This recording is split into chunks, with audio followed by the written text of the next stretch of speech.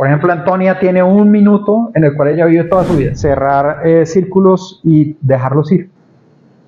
También dejar ir es parte del amor y eso también se explora acá.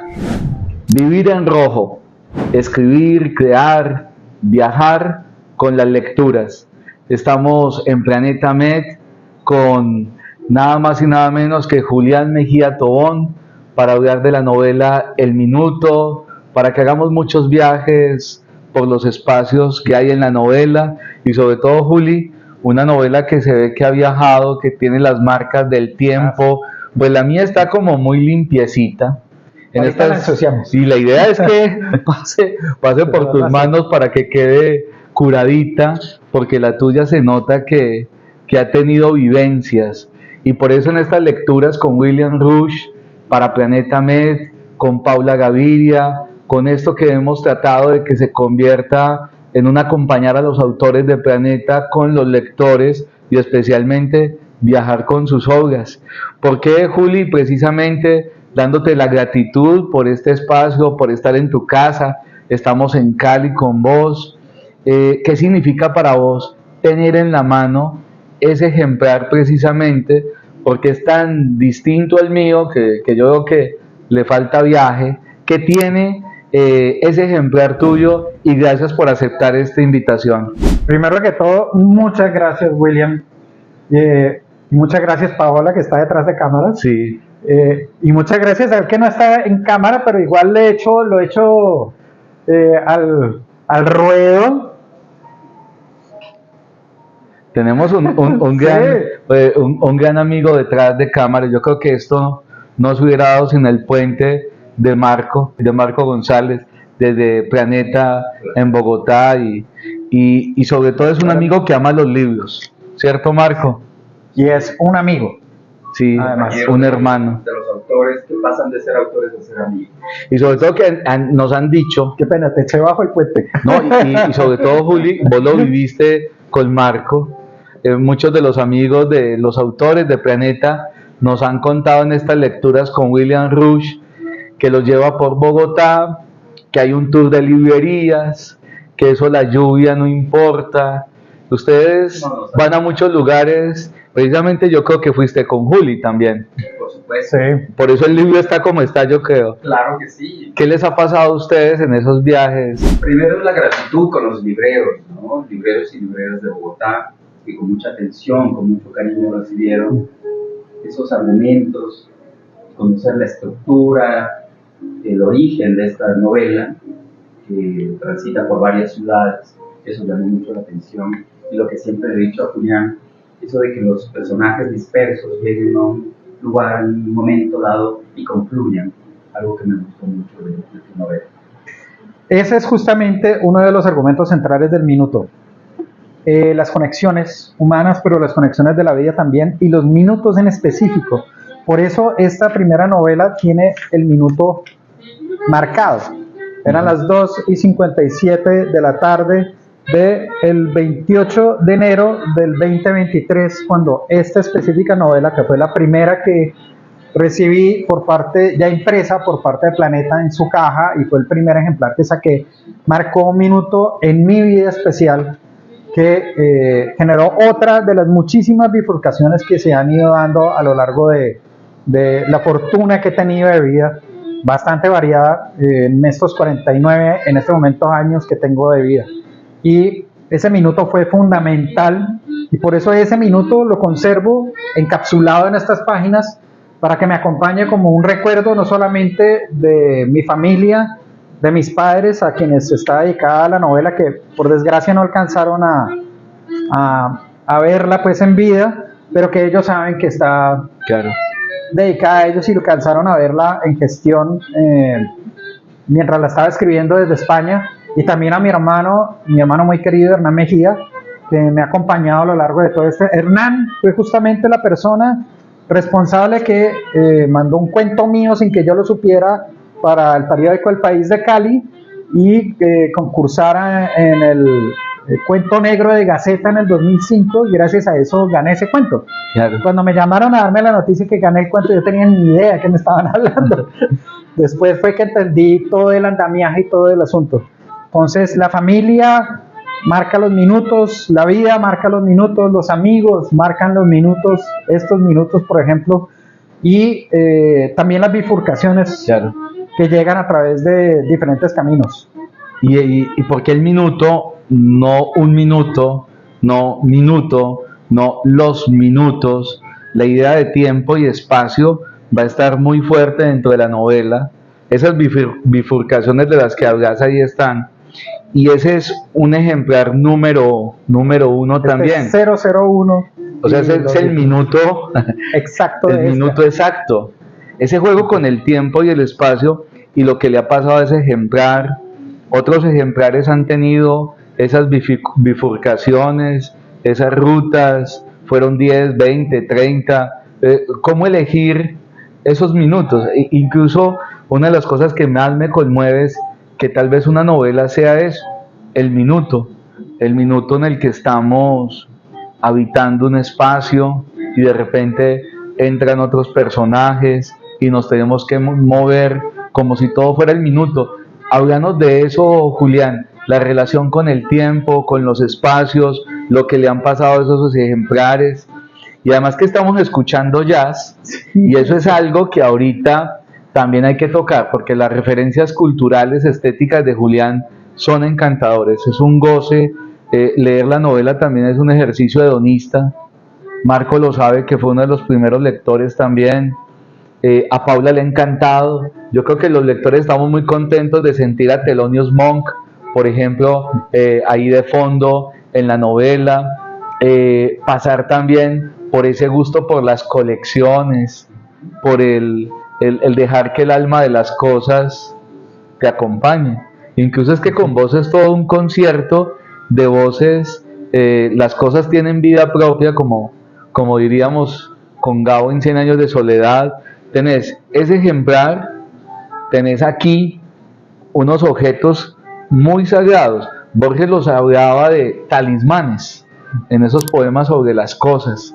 Contanos un poquito de todas esas cosas que te rodean y lo que le han pasado a esos primeros ejemplares, que uno no sabe, Marco, en dónde terminan los primeros ejemplares de un autor, y parece que en tu caso hubo como una selección especial, ¿no? Sí, los objetos tienen vida para mí. Yo me entiendo incluso mucho mejor con las máquinas y con los objetos que en muchos casos con las personas. Para mí es mucho más fácil discernir lo que una máquina hace, cómo funciona, etcétera, etcétera, y soy muy mecánico. Y debido también a la forma en que pienso, específicamente todo viene concatenado y viene armado como si fueran puzzles, como tesseractos tridimensionales a través de los cuales yo tengo relaciones espaciales y tengo relaciones dimensionales y relaciones en el tiempo que atraviesan también las relaciones humanas.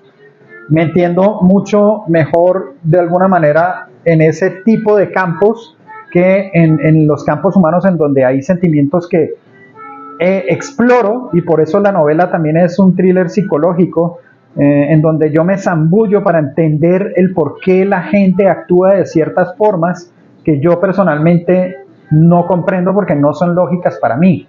Entonces, la forma en que se toman las decisiones, la forma en que sopesan las historias familiares, la forma en que sopesa el amor, el sentimiento del amor, todo eso genera los propulsores para que los hilos de la historia vayan moviéndose.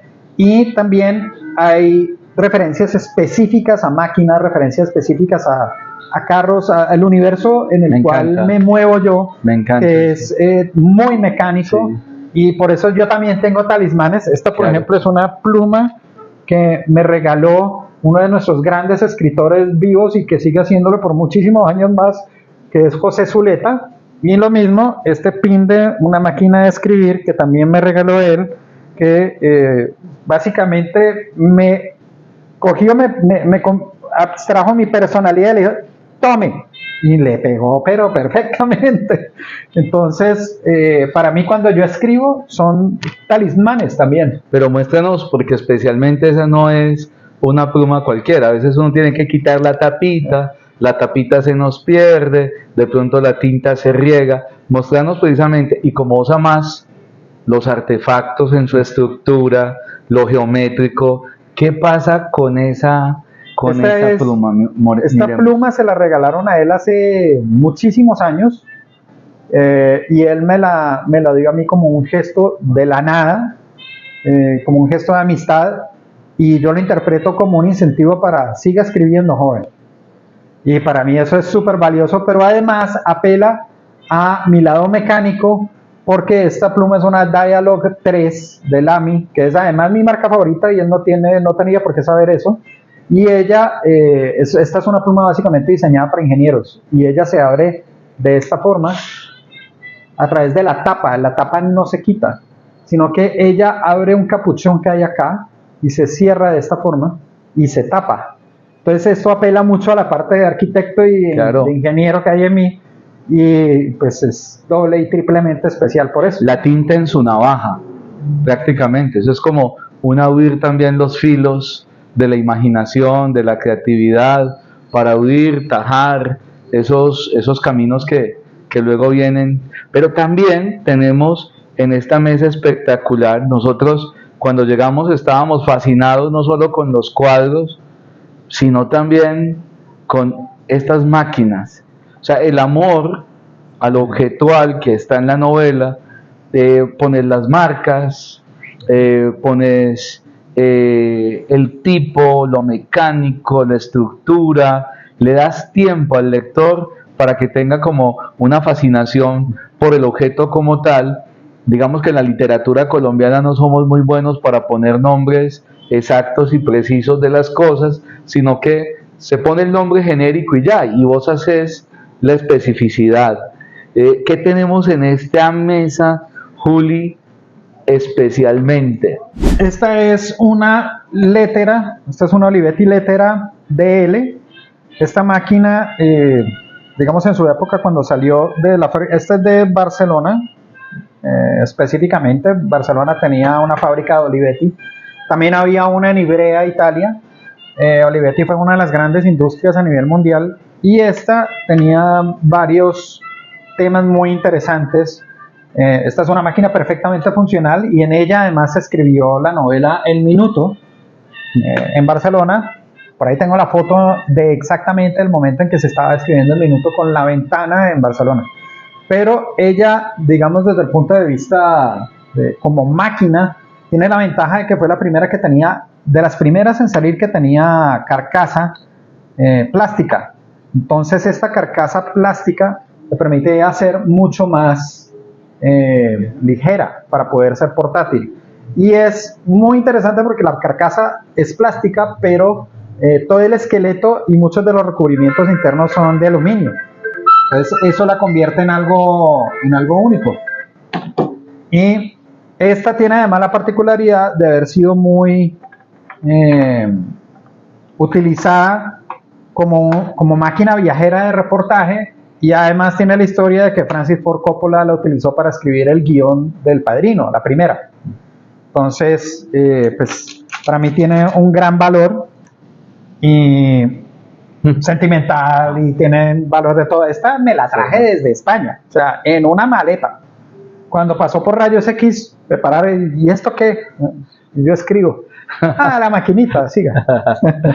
Una de las anécdotas. Hermoso, pero lo que me parece más conmovedor también, y yo creo que los lectores con los que lo hemos conversado, es que la novela la vincula. Este es tu mundo, que también está dentro del mundo narrativo.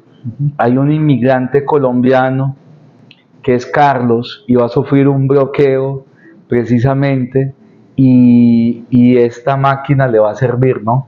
Es muy importante, digamos, como el ritual con las cosas, con los objetos.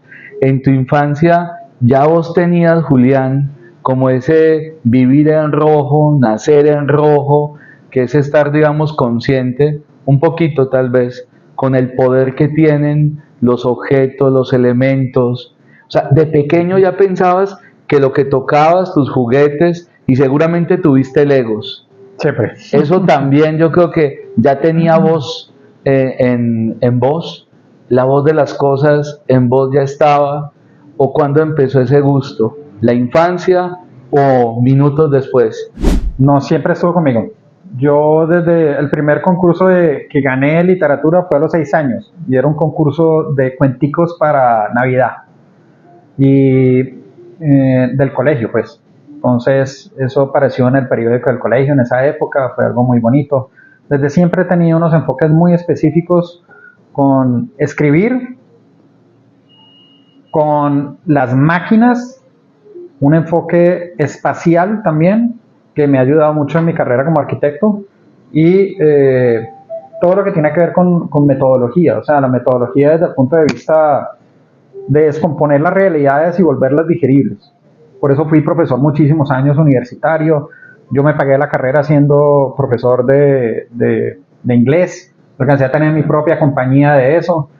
Después fui profesor en 3 universidades acá, en la Javeriana, en la San Buenaventura y en la Universidad del Pacífico, y conocí esos 3 mundos muy espectaculares, y muchos de esos mundos también están reflejados en esta, pero también en la trilogía, porque esta es la primera entrega de una trilogía. En la segunda es una novela que transcurre en varios mundos. Esta novela visita Mataró, visita Peratallada, visita Madrid, visita Barcelona, estoy hablando de España, pero también hace un salto cuántico hacia Cali, Colombia, en el cual el, entre comillas, viejo mundo y nuevo mundo se encuentran y tienen un diálogo franco de sus percepciones el uno del otro a través de lo que es una relación de pareja, pero se vuelven también en un diálogo de inmigrantes, primero desde España hacia Colombia y después de Colombia hacia España, y o sea, las historias que hasta ese momento estaban, digamos, disgregadas o dispersadas, comienzan a encontrar su núcleo y encuentran un nodo argumentativo que es Carlos y Antonia, que es la forma en que ese viejo mundo y el nuevo se encuentran, y cómo transcurre una relación de pareja acá y cómo transcurre una relación de pareja allá, y cómo nos encontramos a nosotros mismos y nuestras propias identidades a través de esa relación de pareja y esos escenarios.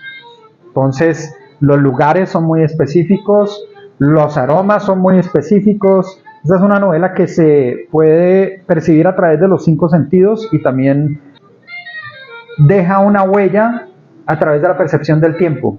Por ejemplo, Antonia tiene 1 minuto en el cual ella vive toda su vida. Ella hasta ese momento no había sido libre, y en un solo minuto, en el intersticio entre que llega a un hotel y una llamada que está esperando, ella vive toda la vida en la cual ella puede ser ella, porque está atrapada en una vida en la cual ella no puede ser ella misma, y solamente en ese momento de privacidad puede darse ese lujo. Entonces hay minutos como ese, hay minutos en los cuales, como el minuto en el cual inicia la novela, ocurre una decisión que hay que tomar, y lo podemos todos juzgar desde el espejo retrovisor, ¿no? Es muy fácil juzgar a la gente cuando uno no está metida en ese minuto, pero lo importante es ver sin juzgar las decisiones que se toman y ver cómo la ética y la moral de esos personajes asume las consecuencias o no de las acciones que siguen después. En este caso, el atropellamiento de un niño pequeño en una carretera de la Cataluña profunda, en una madrugada de un domingo cualquiera. ¿Y qué hace uno? No hay nadie alrededor, el niño ha sido atropellado, se baja, ¿y qué hago? ¿Qué hago en ese momento? No era mi culpa. O sea, ¿cómo es que un niño se cruza la calle de una comarca vacía, de una carretera vacía, desierta, a esa hora de la madrugada? ¿Cómo hace un crío para hacer eso? O sea, alguien lo tenía que haber cuidado, alguien tenía que haber hecho algo, alguien tenía que haber advertido, pero no, lo atropelló, no era su culpa, y ahora tiene que asumir las consecuencias de la decisión que debe tomar. ¿Me voy? ¿Me quedo? ¿Lo ayudo o escapo? ¿Qué hago? Y ese minuto genera toda una concatenación. Precisamente uno de los argumentos importantes es la mariposa, no solamente porque hay un coleccionista de lepidópteros en la novela, sino porque también viene la teoría de la mariposa, que yo he comprobado de manera totalmente personal, que cuando una mariposa bate un ala en Asia, se genera un huracán en el Caribe. Y es totalmente cierto. Las ramificaciones de las consecuencias de nuestras decisiones generan mundos paralelos que es muy difícil hacer previsiones con respecto a eso. lo que estamos viviendo hoy en día, nuestra realidad nacional y nuestra realidad mundial, es parte de eso. La poeta Annie Scholz de Luxemburgo lo organiza en 3 versos. Dice muy bien: el vuelo perdido de una mariposa puede cambiar el clima de un continente. Entonces, esa idea del instante, del minuto, es muy bella porque hay minutos anteriores, minutos dentro de ese movimiento, de ese instante, de ese estar en situación, en la acción, y minuto posterior. O sea, es bien interesante, pero ¿cuál es el minuto del autor? ¿En qué minuto empezaste el minuto? Porque también los ritmos del creador tienen otros minutos. ¿Cuál es el minuto para comenzar la obra? El minuto exacto fue en el otoño del 2008, alrededor más o menos de esta fecha, fue un noviembre del 2008, ya estamos entrando a invierno, perdón, no del 2008, el 2010 llegó, yo había comenzado a escribir, pero en el 2010 llegó el minuto, y en el 2010 ocurrió una de las nevadas más grandes que haya tenido Barcelona, ciertamente la más grande en 63 años que tuvo, y colapsó la ciudad, y yo estaba aterido del frío en mi estudio, con mi máquina de escribir enfrente, quemando hojas, no sabiendo muy bien para dónde iba esto, porque esta novela, bueno, después les cuento eso, pero quemando hojas, muy bien, no sabiendo muy bien qué era lo que pasaba ahí, y comienza, la ventana era una de esas ventanas grandes, rectangulares, viejas, de hoja sencilla, con fuera con la persiana, como es clásico en Barcelona, comienzan a caer los copos de nieve, y me quedé helado. Me di cuenta que Foss, que estaba echado encima de mis piernas, que también para que me diera calor y pues yo darle calor a él también, se levantó y se quedó mirando así también. Y en ese minuto me llegó literalmente el nombre El Minuto. Entonces ese minuto fue el que marcó este minuto. Ahí fue cuando me di cuenta que el escritor tenía que estar implicado dentro de la obra y que el minuto iba a vivir dentro del minuto, porque la novela, el minuto, se escribe dentro del minuto. Incluso Foss también debería estar. Incluso Foss, que está en la novela. El perro tiene su vida propia en el minuto. Sí. Todo está en el minuto. Y minuto. él es el único que nos va, no, él y otro personaje, sí, son los únicos que nos van a acompañar a lo largo de las 3 entregas. Hermoso eso, pero a mí me parece que quedamos en deuda con los minutos de la infancia.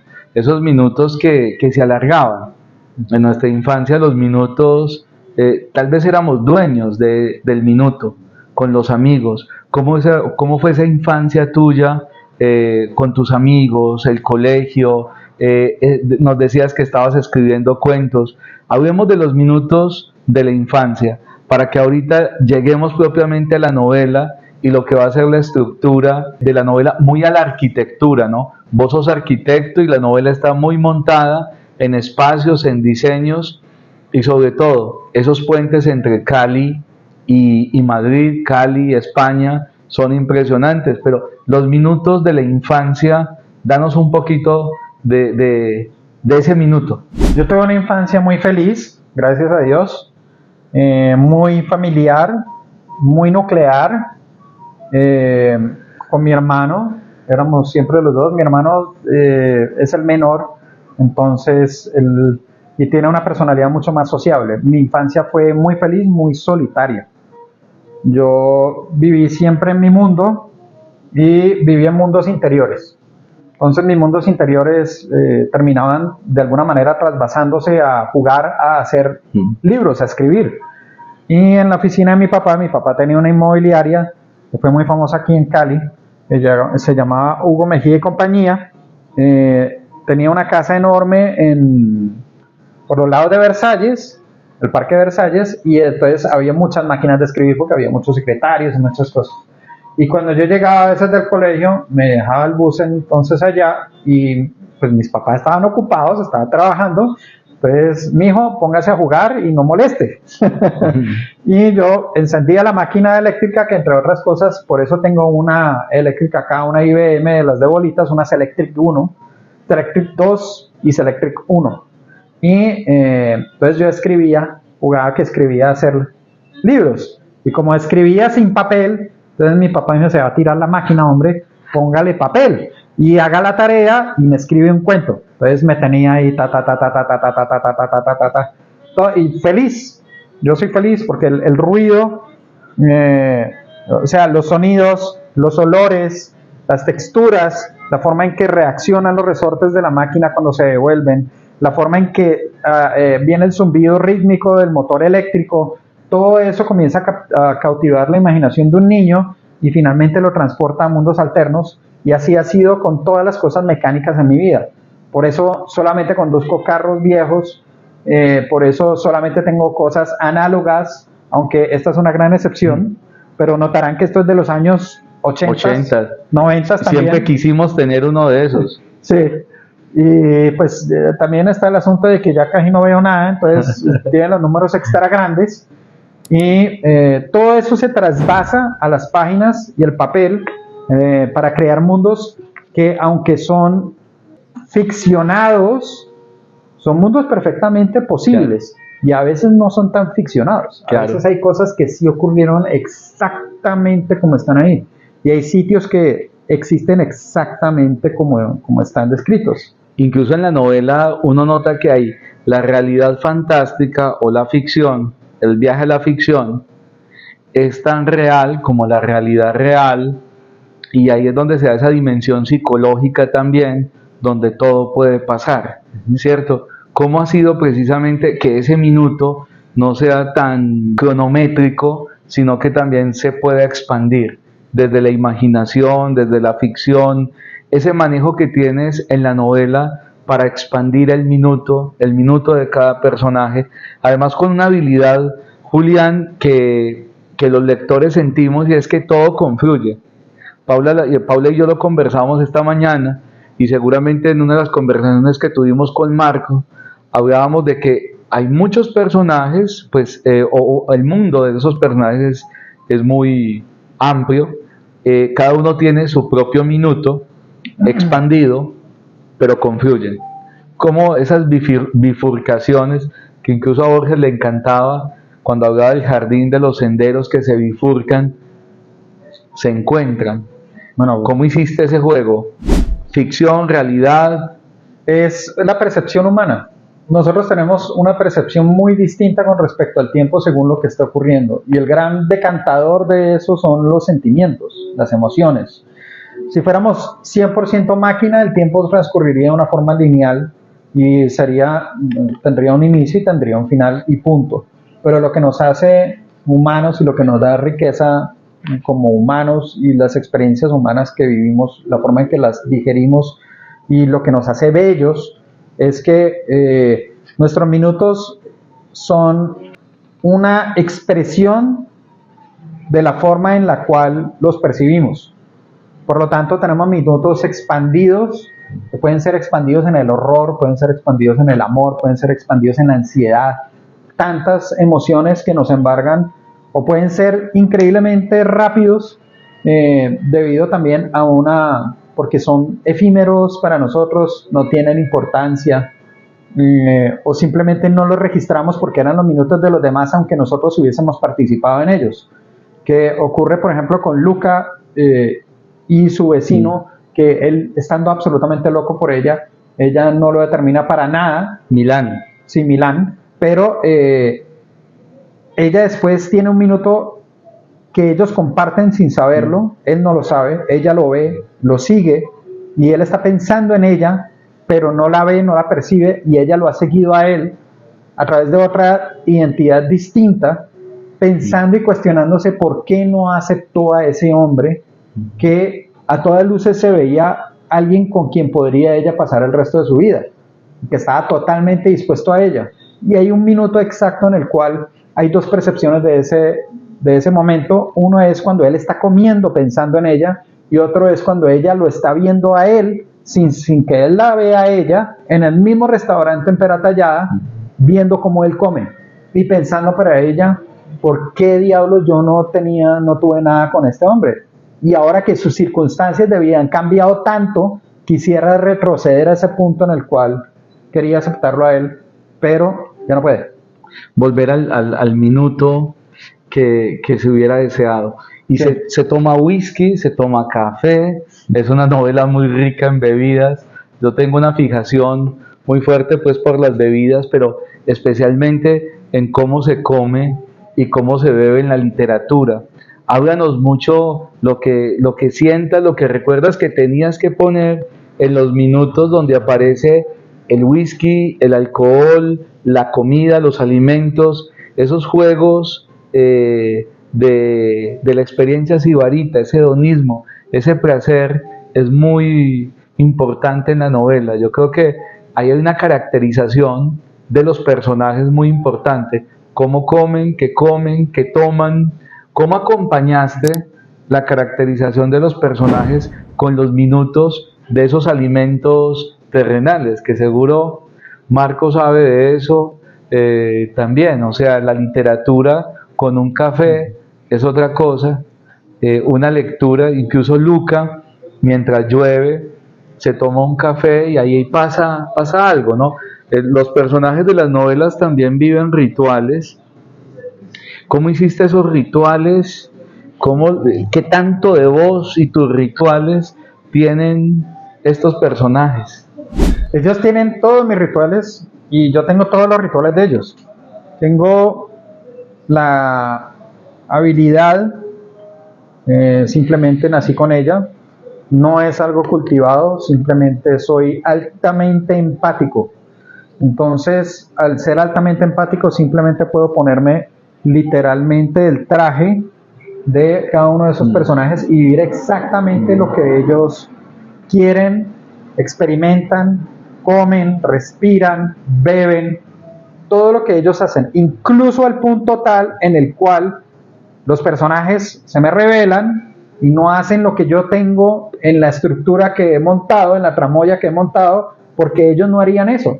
Entonces se me salen de contexto y me obligan a cambiar la novela, porque por ejemplo, en el momento en el cual ocurren algunos de los hechos violentos hacia Luca que nos dan un ejemplo específico del por qué ella es como es, que es en la choza de cazadores del hombre que vivía con la mamá de ella, los olores que tienen que acompañar ese momento son muy específicos y no podrían ser otros, y son los olores de la carne siendo destazada, desollada, de la carne generando todos los efluvios de lo que es la matanza. Entonces, todo eso son elevadores emocionales, son depresores emocionales que nos acompañan en nuestra vida y que nosotros no lo determinamos de esa manera, pero cuando nos detenemos a pensar por qué estamos consumiendo ciertas cosas en nuestra vida, nos damos cuenta que es nuestra alma de manera inconsciente también está necesitando y consumiendo ciertas sustancias para mantener ciertos ritmos y ciertas frecuencias de pensamiento y de alma. Entonces, el ejercicio que hice, que este sí fue un ejercicio, porque la empatía me llega, pero hasta cierto punto fue trasladar eso, pero a Foz. Claro. Y Foz que entonces ya no es tomar whisky, ya no es tomar vino, ya no es el jugo, el zumo de manzana, Sí. que es clave en una escena, sí. Ya no es el emparedado que Lucas está comiendo en la cocina, no, ya es el rastro del hilo de la sangre que percibe Foz porque él es un perro de caza y cómo ese hilo se transforma en una autopista que él puede seguir y que le marca un rumbo. Y eso, elevarlo al nivel de la excitación y al mismo tiempo del razonamiento básico de lo que hace un animal noble, porque los animales por naturaleza son nobles.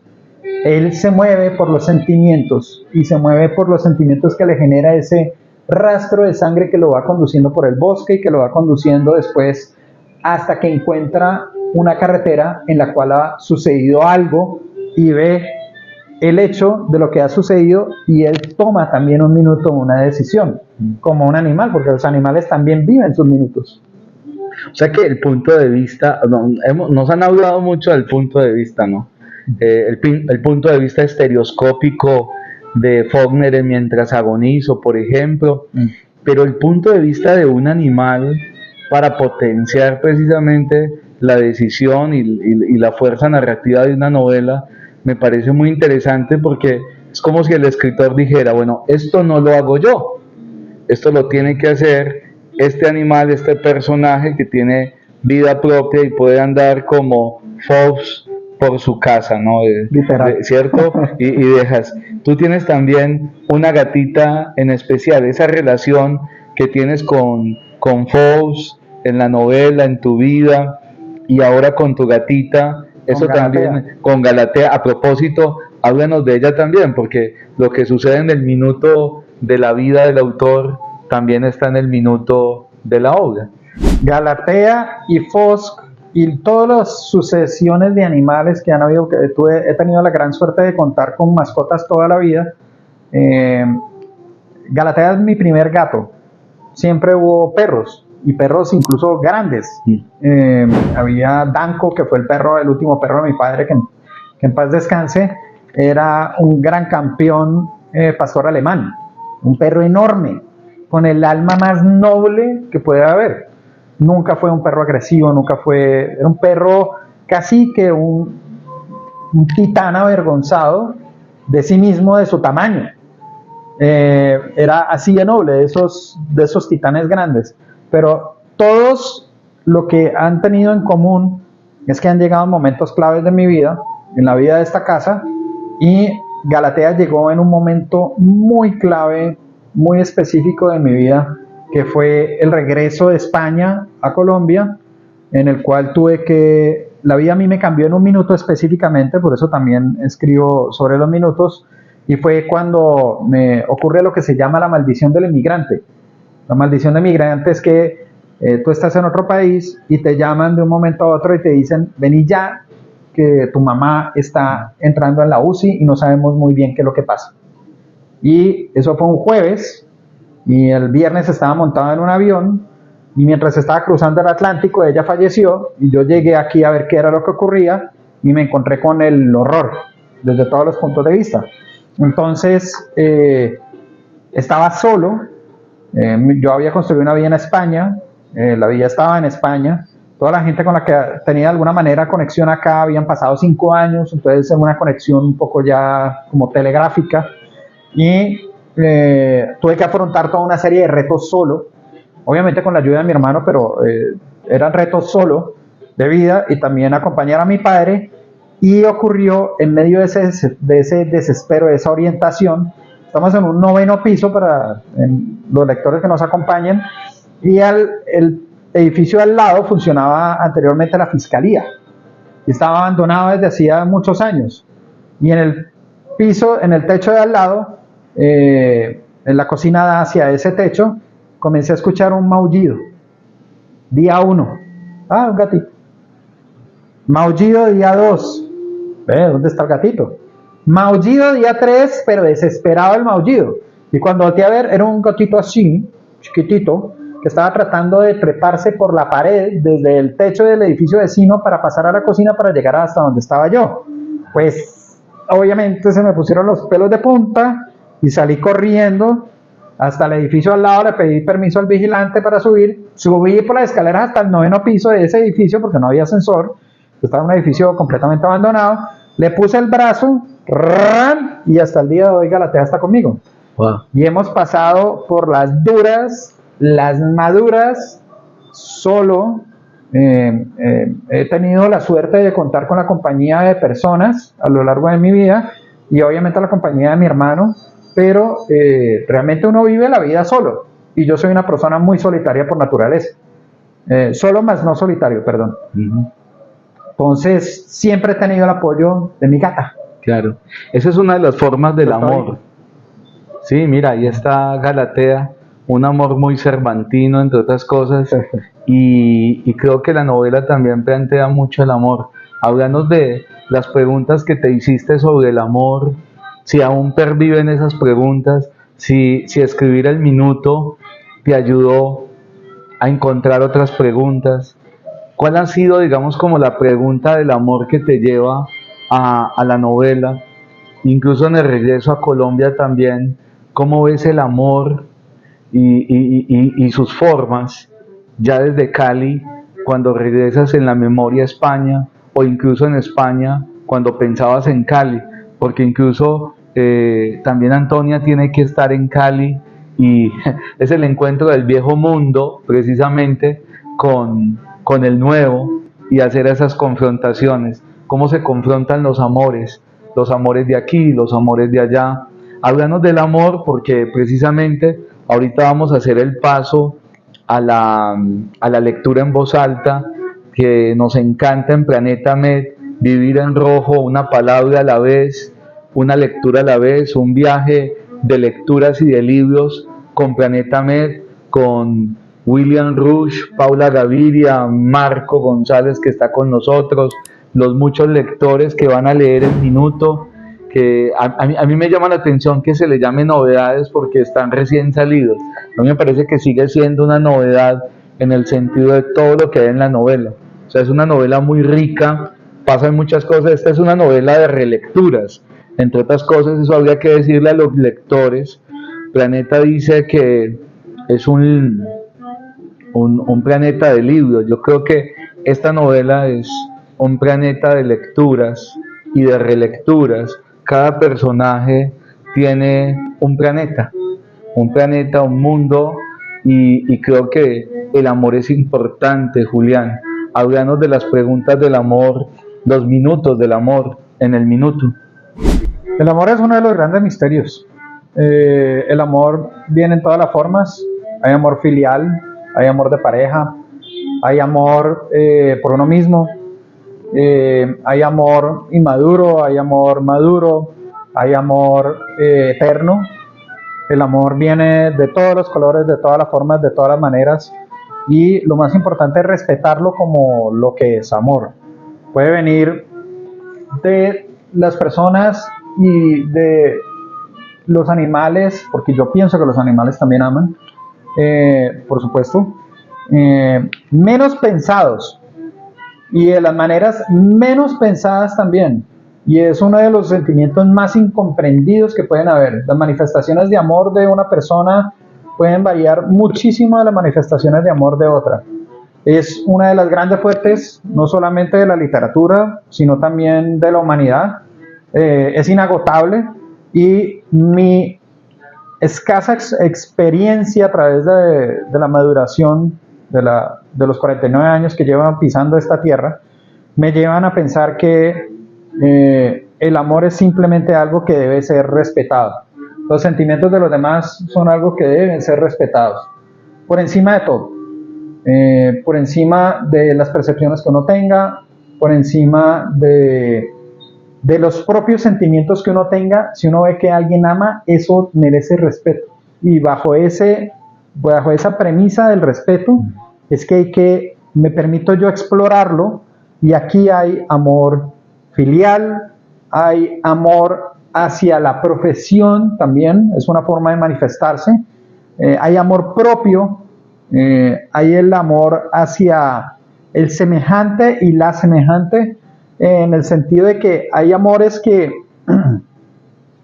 trascienden estados, edades, sexos, razas, porque hay amor humano y hay amor hacia el perruno, pues, claro, hacia Posc, y hay amor también hacia las ciudades. Hay un amor manifiesto que se permea hacia las ciudades, y es un amor-odio. Y los lugares de esas ciudades, esos barrios que nombras. Yo tuve la gran fortuna hace poco de experimentar un círculo completo que cerró también mi vida de esa manera, y fue que esta novela llegó a España, a Barcelona, a exactamente el sitio en donde nació. O sea, el calle Pardo 6, el apartamento segunda, volvió a donde ella nació, donde fue creada, pensada, y volvió hecha una novela. Y tengo la foto para probarlo. ¡Wow! ¡Qué bueno! O sea, entonces, es un minuto completo. Es un minuto que cierra todo un hito. Y volviendo al amor, eso también es amor, cerrar círculos. Claro. Cerrar ciclos en la vida, cerrar círculos y dejarlos ir. También dejar ir es parte del amor, y eso también se explora acá.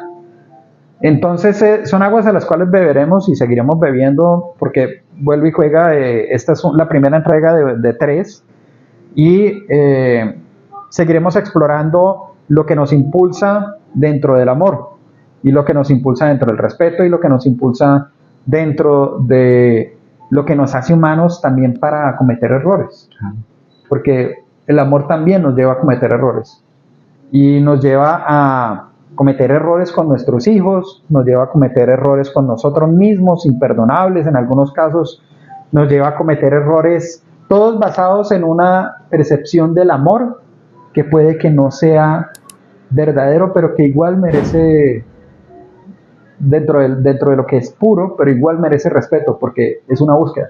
Nos quedan segundos para seguir hablando del amor, el amor a la lectura en voz alta, y como Carlos tiene un bloqueo, me gustaría mucho que nos hablaras ahorita de cuáles pueden ser esos amores literarios que te ayudaron a escribir la novela antes y en ese mismo proceso. La lectura en voz alta es fundamental en Planeta Med.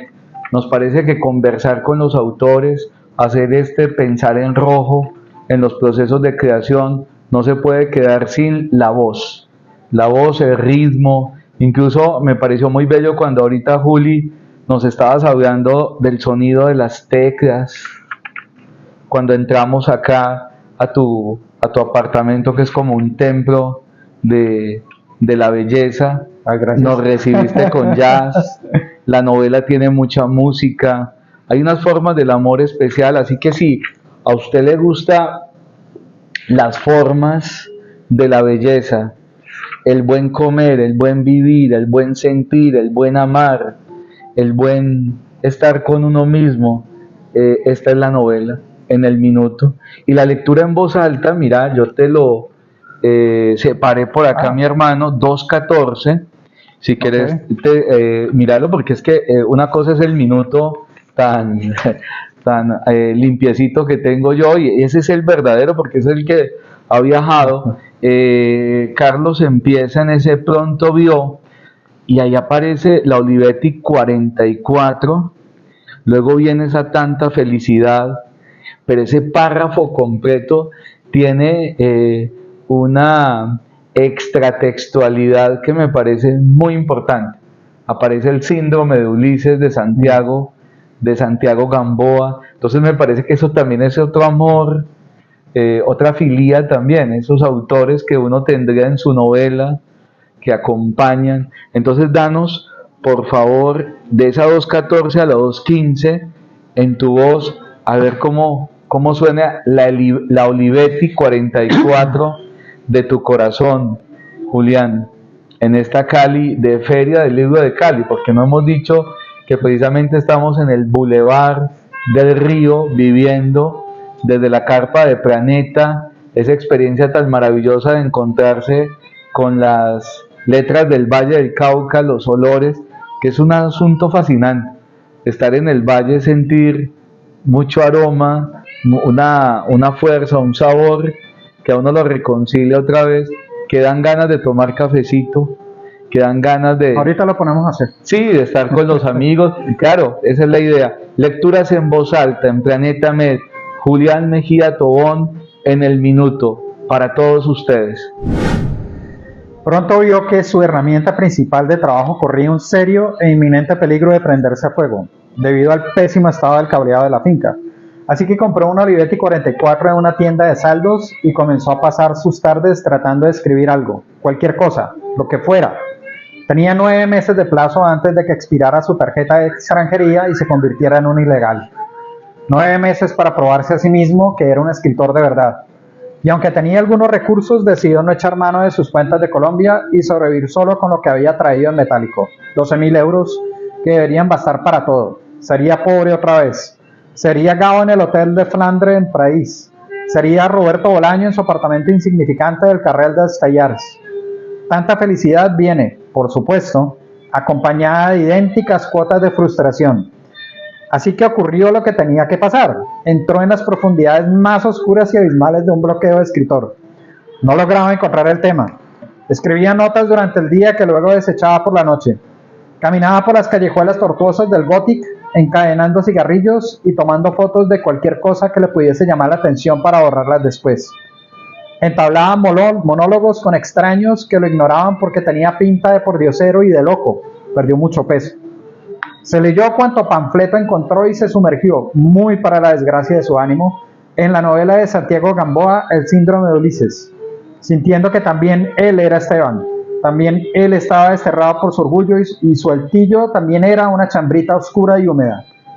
Siguiendo el hilo vital de la novela, se metió de cabeza en la colonia colombiana y al igual que Esteban, terminó totalmente decepcionado y aburrido. Solo hablaban de lo que habían dejado atrás, el pan de bono, el champús, la lulada, las tardes con viento, la sexta, la salsa, las viejas tetonas, el río Pance, el bus blanco y negro, ruta 1, el cholado, la manga biche, el chontaduro, cómo vivíamos de bien. Y Carlos, cuya lista de lo que extrañaba de Cali era totalmente distinta, les preguntaba si vivían tan bien, ¿por qué dejaron a Cali y se vinieron a vivir a Barcelona? Y ellos le respondían porque no encontraban trabajo, porque Cali estaba invadida de ladrones, porque todos eran corruptos, porque las calles estaban hechas mierda, porque la vida allá era carísima, porque por robarles un celular los mataban, porque usted qué le importa, sapo y cueputa. Dejó de ir a las reuniones, pero antes se hizo amigo de un catalán que iba para bailar salsa y que tenía una clara predilección por un grupo demográfico muy específico, las mujeres que estaban por encima de los 45. Muchas expatriadas que tenían que emplearse en los oficios más básicos, sirvientas, nanas, empacadoras, barrenderas, cajeras, buzoneras, etc., eran las mujeres que llenaban el perfil de Miquel. La gran mayoría llevaban una historia a cuestas, a veces trágica, de sacrificios y humillaciones, y la gran mayoría mantenía una familia en alguna parte de Colombia. Siempre se preguntaban las unas a las otras por sus hijos, por sus madres, por sus padres. Juntas celebraban triunfos escolares, primeras citas de retoños púberes, el primer trabajo en una empresa de verdad. Todo éxito al otro lado del Atlántico era reafirmación de los motivos por los cuales vivían una vida de segunda, existiendo en la soledad de sus cuartos iluminados, en medio de la noche por la luz verde de un chat de WhatsApp. Las mujeres de Miquel, el catalán panzón, eran todas buenas bailarinas, todas buenas bebedoras y con unos modales de madre que terminaban de atrapar al pobre incauto que se las atravesara, especialmente en los momentos en los que estaban más tristes y solas, que además era cuando se volvían más peligrosas. Nunca subestime a una colombiana que llora de soledad, porque si se descuida se lo come vivo y no deja ni los huesos. Y cuando se da cuenta ya está casado con 3 hijos y más feliz que un putas, decía Marta, una de las parejas ocasionales con las que bailaba Miquel. Joder, macho, qué bien se está con una colombiana, puntuaba el pobre hombre, arrullado entre las tetas sublimes del nuevo mundo. Tras abandonar las reuniones, Carlos se dedicó a un vicio más grueso, leer a Kafka y a Dostoyevsky. Pésima idea. Se vio reflejado en el doble y desarrolló una paranoia especial tras leer El Castillo. Bajó otros 3 kilos en 4 semanas y apenas si conciliaba el sueño. Miquel lo convenció de que tenía que salir de su cueva, vivir algo, tenía que recordar que estaba en Barcelona, una de las capitales del mundo, coño, y lo invitó a una asamblea de ocupas al otro lado de la ciudad. Carlos aceptó a regañadientes. Esto es Planeta Med, un viaje de lecturas, un viaje de libros desde Santiago de Cali en el piso 9, que da precisamente al lado de la Fiscalía, donde un hombre, un bello ser humano, un gran escritor, rescata gatitas para que conversen con su perro del corazón, el perro de su minuto, Fous. Conversaciones con Julián Mejía Tobón, porque el minuto es inagotable y necesitamos precisamente que este minuto se expanda más. Regálanos lo que es sentir precisamente ya la novela, ya ese sonido, esa Olivetti de tu garganta, de tus emociones. En ese reposo de este tiempo, ¿cómo encontrar la novela? ¿Qué te deja la novela? ¿Qué sigue resonando? ¿Hasta dónde sentís que el minuto se está completando? El minuto continúa todavía resonando. Viene obviamente después de la decantación de haber, primero la etapa de haberlo escrito, segundo la etapa de haberlo vivido y tercero, la etapa de dejarlo atrás. Nunca lo voy a dejar atrás totalmente, pero hay que pasar a otras cosas. Y hoy en día lo veo como un sueño cumplido. Es un sueño cumplido al cual tengo que dar muchas gracias a muchas personas que ayudaron a que ese sueño se completara. Pero por encima de todo, es un reto, porque ya estoy en este mundo y además estoy viviendo. Vivir un sueño es algo muy tenaz, te cuento. Uno sueña toda la vida con ser un escritor. Uno es un escritor desde el momento en que uno simplemente escribe, pero ser un escritor que ha publicado, y más aún en Planeta, y más aún en Sage Parral, es algo muy fuerte que marca tu vida, y hay un antes y un después. Entonces, mi relación es de mucho respeto, de mucho amor, de mucho cariño, de mucho agradecimiento por encima de todo. Yo vivo para dar gracias, y dar gracias a todas las personas que hicieron posible el minuto, dar gracias a mi familia, dar gracias a Planeta, dar gracias a las personas que me acompañaron y las personas que creen en mí, y por encima de todo darles gracias a ustedes que leen. Este minuto seguirá expandiéndose si lo leemos nosotros. Entremos juntos al minuto de lecturas de Planeta Med. Los autores, las autoras, las obras están vivas en Planeta. Este es el testimonio de que Barcelona, Madrid y Cali, España, Colombia, con Sage Parral, con Tusquets, con estos títulos hermosos que llegan a nuestras manos y que tienen el olor de la caña, el olor del Pacífico, de Buenaventura hasta el norte del valle, pues están aquí, vivos. Sigamos leyendo juntos. Y Julián, muchas gracias por dejarnos entrar a tu sala, sentir, digamos, este fervor tuyo por los objetos que están vivos. Y dinos cuál es el objeto que vas ahora a salir a buscar. ¿Cuál crees que falta en la colección? A ver si alguno de nuestros lectores lo tiene para avisarle. A ver, ¿qué objeto estás por ahí como tentado a perseguir? Por si alguno de ustedes saben de él, sabemos. Aquí, muy cerca, en el Boulevard del Río, se lo traemos a Julián. ¿En qué estás pensando? ¿Se puede un Porsche? ¿Se puede un Jaguar? Bueno, ok. Bueno, yo recibo todos esos objetos, yo les doy un buen hogar. No, estoy detrás de una Olivetti Valentine, literalmente. Ese es la Olivetti que me hace falta, una Olivetti Valentine. Es una Olivetti ¿Hecha muy en dónde? especial. ¿Dónde se ha fabricado la Valentine? En las dos fábricas, en Ivrea en Italia y también en la fábrica de Barcelona, más que todo en la de Barcelona. Es icónica. Y hasta donde sé, solamente estaría en colecciones privadas en el país, y existe en Europa, pero pues traerla a Europa es un gallo. Bueno, y una obra literaria, un ejemplar, porque no todo puede ser máquinas de Claro. escribir. Sabemos que Galatea le encantan las primeras ediciones de 100 años de soledad, le encanta también las primeras ediciones de El amor en los tiempos del cólera. Una edición que tengas ahí como entrañable, que te gustaría tener. Tengo una en la cabeza, Los viajes ilustrados de Gulliver. Me parece, una vaina tan espectacular. Últimamente me estoy inclinando hacia la novela gráfica. Me parece un trabajo fantástico y que lo lleva a uno, lo transporta a más dimensiones a través del arte gráfico.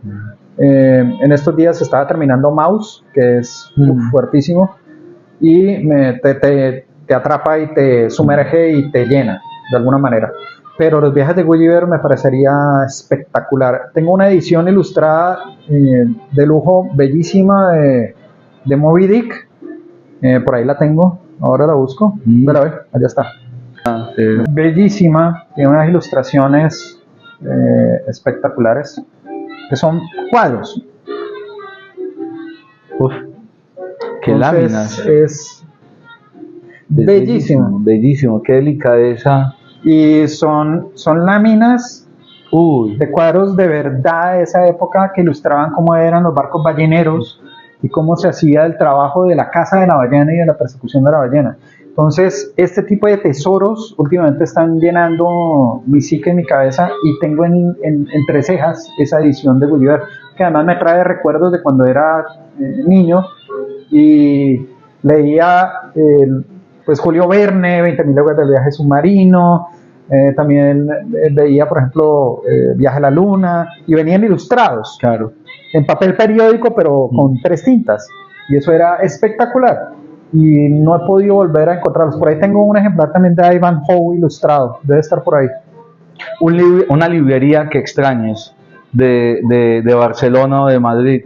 Si alguno de nosotros va a hacer un viaje a España en los próximos días, un lugar sagrado para vos entre libros, No una librería o no un una café. librería específica, ni un café, que los hay muchísimos, pero lo que me llega en este momento a la cabeza era, entre muchas de las cosas que hice en Barcelona como inmigrante, que allá nos defendemos con todo lo que tenemos, y más con el 2008, que era la crisis. Había un señor que en el Passeig de Gracia había lo que se llaman los top manta. Los top manta es básicamente coger un pañuelo grande o una tela grande unida con 4 hilos, los cuales uno tiene en la mano, y ahí se ponen las carteras de falsificación o todo ese tipo de cosas. Había un señor que era un top manta, y la gran mayoría eran extranjeros, marroquíes, gente que venía de África subsahariana, y hacían sus comercios, y le llamaban el top manta porque se ponía todo encima de una manta, y además en el momento que venía la policía jalaban los 4 hilos y echaban a correr calle abajo.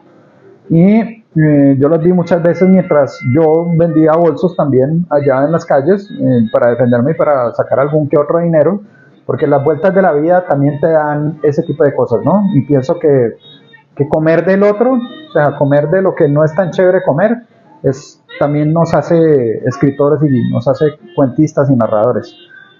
Había un señor que hacía top manta, era un catalán, él era nacido allá, que solamente parlaba en catalán, y él hacía top manta de libros, y todos eran libros que venían rayados de su propia biblioteca, y los estaba vendiendo porque él tenía una papelería, también vendía libros, y se había jubilado, y hacía como unos 10 años, y vivía de los saldos de lo que le había quedado de esa biblioteca y de esa papelería. Entonces los ponía en un top manta, y él, como era pues nativo, simplemente llegaba a la policía y pedía los documentos mientras los demás corrían. Él simplemente recibía la multa, que cogía y la tiraba ahí al piso, y seguía vendiendo en cada uno de los sitios distintos. Y me llamó mucho la atención porque había un libro de Bolaños, Los Detectives Salvajes, pero estaba escrito en catalán. Ajá. Y entonces yo apenas estaba comenzando a escribir, a hablar en catalán, y me llamó mucho la atención ver esa edición. Y era una edición muy antigua, era como de los años, bueno, antigua, ¿no? O sea, Sí. de los años como 90 más o menos. Sí. Y yo lo vi, pero no tenía cómo comprarlo, y siempre se me quedó marcado acá. Entonces, esa es la librería que me viene a la cabeza como inmigrante, que no entramos a librerías costosas a comprarnos el café y a comprarnos, digamos, el canapé, sino que vemos en los libros literalmente en el suelo, en la calle. Hay que volver a nuestras calles, en Bogotá, en Medellín, en Cali. Los rastrojos. Cierto, volver, donde incluso muchos los domingos sucede eso. Seguramente Marco, que va por ahí por la séptima con la 72, vamos a encontrar mucho eso. Hay que volver a recoger esos libros que nos están esperando. Somos Planeta Med, lecturas con William Rush, y hoy en el 9º piso de un edificio donde se rescata el amor en forma felina. Estamos con Julián Mejía Tobón, porque el minuto no termina. Sigamos leyendo, agradecemos a todos los que van a ver esta grabación, se la van a compartir a sus amigos y familiares. Gracias a Paula que estaba en la producción, gracias a Marco González desde Planeta, gracias a los amigos que desde los sellos editoriales Seix Barral, Tusquets y todo lo que Planeta tiene para nosotros, agradecemos. Gracias a la Feria de Cali, a la FIL Cali, por abrir también espacios para que vengamos desde Medellín a conocer a los autores del Valle del Cauca. Más lecturas, Vivir en Rojo, una palabra a la vez, lecturas con William Rush. Gracias.